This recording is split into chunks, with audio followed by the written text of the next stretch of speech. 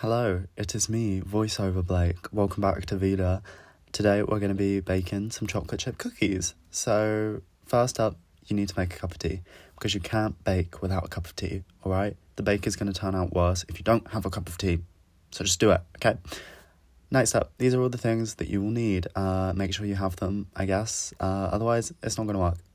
Okay, 250 grams of plain flour. Then you're going to sift, not sure which one is right, that, with a pinch of bicarb and a pinch of salt. So next up, get yourself some unsalted butter, about 170 grams, and we're also going to melt this with our magical powers, but the microwave is fine too. Then add 200 grams of brown sugar, 100 grams of caster sugar, but regular granulated is also fine, and whisk that all together until it's nice and mixed and looks gooey and texturally interesting. Then we're going to add 1 egg and 1 egg yolk. That's very important. And then a whole tablespoon of vanilla extract. Yes, a whole tablespoon. It makes a big difference. Then just whisk that all in. It's going to get quite runny at this point, but do not be alarmed. This is how it should be, because now we're going to add in our dry ingredients. Yay, remember when we did that earlier? Anyways, they're back. What a glorious return. Mix that all together. Grab yourself a rubber spatula, actually, and fold it in.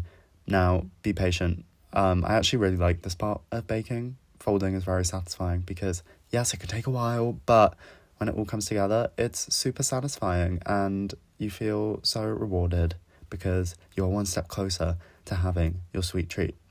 Next, we're going to add 100 grams of chocolate chips. I would usually add 200 grams, but you can just do 100, that's fine. And then I like to have a mix of chocolate chips and large chocolate chunks, so the easiest way to do that is just cut up a bar of chocolate yourself and throw it all in. When you start mixing, it's gonna look like there's too much chocolate, but that is a sentence that should never be uttered because you can never have too much chocolate, okay?